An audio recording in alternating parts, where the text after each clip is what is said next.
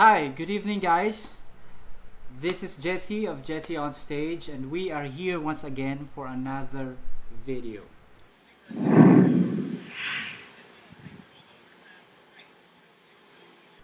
Okay, today we're going to talk about learning how to sing in just 5 simple steps. 5 lang po yan. Okay? Simpleng-simple. Okay? Hindi nyo kailangan ng tutor, hindi nyo kailangan ng music school para matuto. Okay? Simple lang to. Nagawa ko tong steps na to dahil ito yung ginawa ko kung bakit ako natutong kumanta. Hindi ako magaling. Hindi ako super galing. Marunong lang kumanta. Okay? So, ito yun ngayon. So, these 5 steps will teach you how to start learning how to sing. Basic muna. Okay? Okay. So, magsimula na tayo. First step. Okay. First step. Okay. Magsisimula yan sa isip. Okay. Dapat gustuhin mong kumanta. Okay. Dapat ikaw mismo mahilig ka sa music. Dapat gusto mo. Basta dapat gusto mong kumanta. Okay. Gusto mong matuto. Okay. Mahilig kang kumanta. Okay.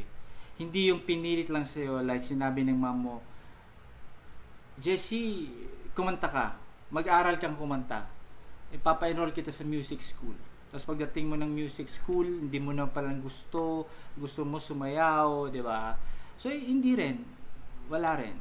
Okay? First step, start with the mind. Start with yourself. Gustuhin mong kumanta. Okay? Second step is dapat meron kang pinapakinggan na idolo. Okay? Sabihin na natin si Ed Sheeran or si Justin Bieber or si Regine Velasquez. Okay? Pinapakinggan mo dapat yung mga kanta niya or kanta nila. Tapos, gagayahin mo kung paano nila kinakanta yung kanta. Start with one song.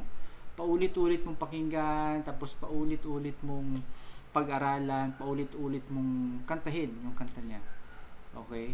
Tapos, dun, magsisimula yung magugustuhan mo na yung boses mo, tapos parang nagagaya mo na rin siya kung paano siyang kumanta. Okay? Next step is the third step, which is dapat magustuhan mo ang boses mo. Okay? Kailangan magustuhan mo ang boses mo. Dapat ikaw muna sa sarili mo. Dapat ikaw muna ang una mag-appreciate ng boses mo. Okay? Dapat pag kumakanta ka, sinasabi mo sa sarili mo, wow, ang galing kong kumanta. Okay? Yun dapat yun. Hindi pwedeng pag kumakanta ka, wala lang, hindi mo pinapakinggan, hindi mo gusto. Okay? Before ka magustuhan ng ibang tao, dapat ikaw muna. Habang pinapakinggan mo yung pagkanta mo, dapat gusto mo siya. Okay? Gusto mo yung boses mo. Nai-love ka sa boses mo. Alright? Tapos, the fourth step is dapat i-record mo yung kanta mo. Record your song. Pag kumanta ka, record mo. Tapos, after mong i-record, pakinggan mo yung sarili mo. Doon mo kasi malalaman kung tama ba ang ginagawa mo. Okay? Doon mo malalaman kung may mali ka bang tono, kung yung pronunciation mo, accent, diction, tama. Okay? Marami dyan pwedeng pag-recordan eh. Pwedeng sa phone, smartphone, meron app dyan na nagre-record. So, pwede mong gawin yun kahit sa phone lang. Tapos, pakikinggan mo siya. Tapos, pag napakinggan mo na siya, pwede mong iparinig sa family mo after. Tapos, hihingan mo ng opinion. Kumusta guys? Okay ba? Okay? Or pwede mong video na sarili mo habang kumakanta. Mas madali yun. Okay? Para at least alam mo din kung paano kang kumanta. Na-appreciate mo yung expressions mo and everything.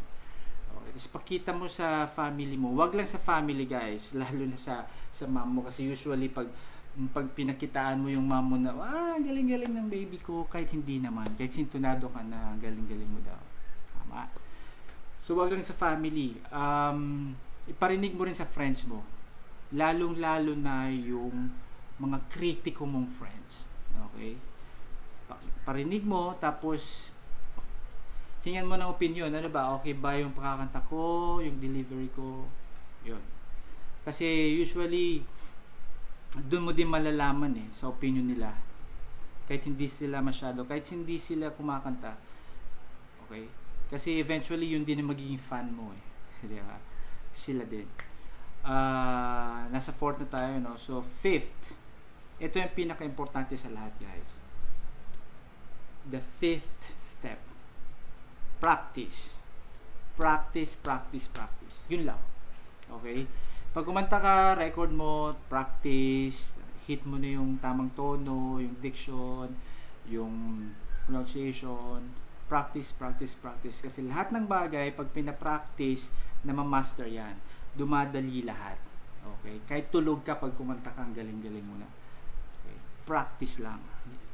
Lahat ng mga artists, lahat ng mga successful artists, yung mga magagaling kumanta, mga singers, pinapractice nila ang piyesa nila. Okay? Walang hindi. Okay? Okay? Joke yun. Pag kumanta sila, walang practice yun. Okay? So, lahat nadadaan sa practice. Okay? So, okay ba? So, ulitin natin. First step is, it should always come from your mind. Dapat sa isip muna. Gustuhin mo muna.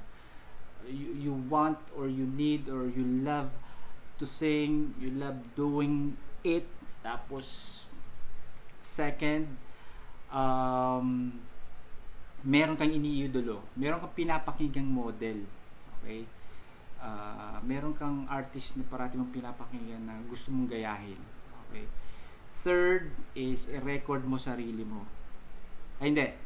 Third is, kailangan magustuhan mo yung pagkanta mo. Kailangan magustuhan mo yung boses mo. Okay? Ikaw muna. May love ka muna sa boses mo before yung iba. Okay? Fourth is, i-record mo. Record mo yung sarili mo. Tapos, parinig mo sa iba. Fifth is practice. Okay? Yun lang. Tapos magugulat ka, magaling ka na kumanta. 5 easy steps, guys. Okay? Sana nakatulong ako and kita-kita ulit tayo. And please subscribe to my channel. And dito sa baba, click subscribe. And thank you so much. God bless. Bye.